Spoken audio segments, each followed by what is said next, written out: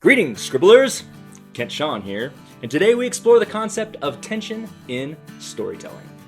We here at the Shawn YouTube channel were recently contacted by author, Authortuber, and all-around swell guy, the Story Detective. He asked if we would participate in his epic collaboration, known only as...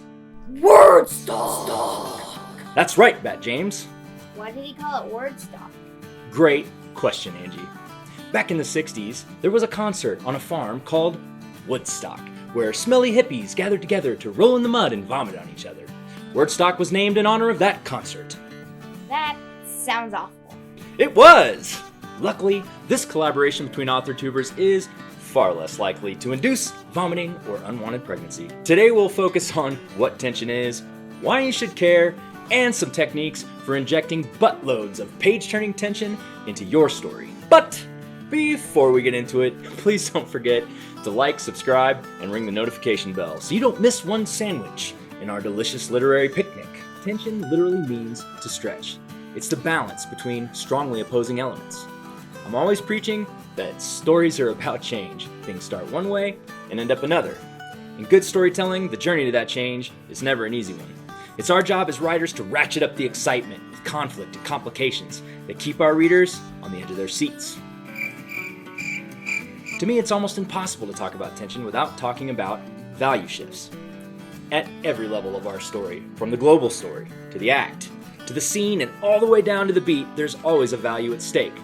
The dynamic pull between the polarities of that value is tension. Nerdy enough for you yet? Not even close. The whole story pivots on the global value at stake, based on the genre. In an action story, the value at stake is life versus death. In romance, it's love versus hate. In a crime story, it's justice versus injustice. Tension at the level of the global story is the tug of war between the positive and the negative side of that value. Are you kidding me? But tension must also exist at the scene level. In every scene, we need to figure out what our hero wants, then screw them over with obstacles that make it a pain in the ass to get. There are a lot of ways to do this. The obstacle can be physical, locked doors, traps, mountains to climb, or weapon-wielding bad guys. Or the thing holding our hero back might be an internal conflict, doubt, fear, or an ethical conundrum, like whether or not it's okay to drink milk directly out of the jug. It isn't. Vary your sources of tension. If every obstacle in the hero's way is a fist fight, it's gonna get old in a hurry. Give them some riddles to solve, allies to argue with, or perhaps a ticking clock putting them in a race against time. One caveat here, don't let yourself get bogged down in subplots and random events just to build tension. Every scene should move the story forward and relate to the overall theme. Vary your tension levels.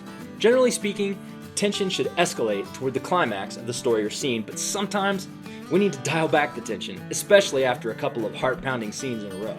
This variation in tension will occasionally give our readers a break and provide contrast in our story. Make sure your tension is sometimes the result of an active protagonist driving the action. Have your hero make choices and face the consequences. That way it won't seem like the universe has singled out our protagonist to follow them around with a cloud of doom. Don't make that mistake, scribblers. Some tension should be the hero's fault. In a well-crafted story, there should be increasing stakes and decreasing reversibility in our hero's choices.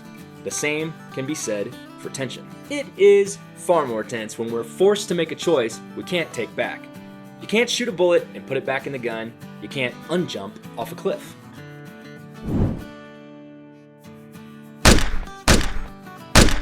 So, as the story progresses, so should the irrevocability of the hero's choices. The same is true for complications. They have to grow in size and importance. In action stories, this is a real challenge.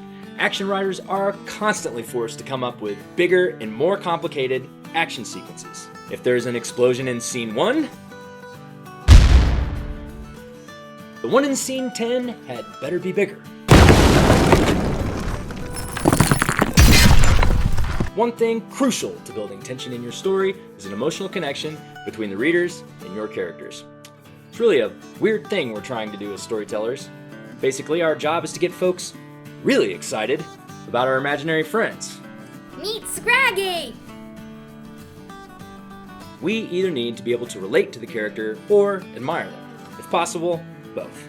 To relate to the hero, we need them to behave in a way that we recognize. It is awesome to see someone in the story struggling with the same issue that I am. And it really tickles our Twinkies when they overcome these issues and prevail. But not every hero is relatable. I seriously doubt many folks out there were relating to Dirty Harry or the Terminator. To make these larger-than-life heroes a hit, throw in a Save the Cat moment early in the story. What's Save the Cat? I am so glad you asked. You made me say that. Shut up! The term Save the Cat comes from scriptwriting guru Blake Snyder's book of the same name. The phrase describes a decisive moment when the hero shows us he's somebody worth rooting for. I could probably do an entire video on Save the Cat moments in books and movies. If that's something you'd like to see, please let me know in the comments. Just remember, to make tension matter, we have to be in sync with the characters and give a crap what happens to them. Now that we've worked so hard to put varied and interesting tension in our story, might be a good idea not to shoot ourselves in the foot with Tension Killers! Thanks, Bat James! You're welcome, Dad. Tension killer number 1. Long-winded descriptions of scenery and people's clothing. Nothing kills the tension of a scene like a 3-paragraph recitation of the wardrobe of a room full of people. Only put in descriptions that add to the mood or relate to the obstacle in the protagonist's way.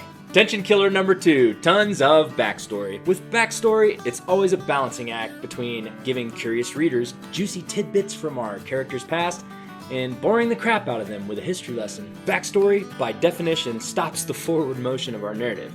When trying to ramp up the tension, we need to focus on what happens next, not what happened before. Tension killer number 3, and my personal favorite, no character goal in the scene. Every once in a while, we run into a scene where a character is basically sitting around thinking about stuff. I'm talking to you, Stephanie Meyer. Scribblers, this is not a scene. For a scene to have tension, there must be some sort of crisis that makes the hero make a choice. Sitting around weeping over a lost puppy or sparkly vampire does not a scene make. Scribblers, if you find a scene like that in your writing, smack yourself.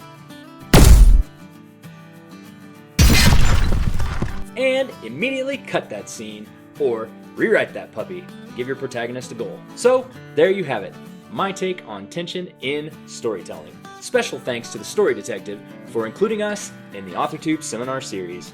We here at the Kent Shawn YouTube channel salute you.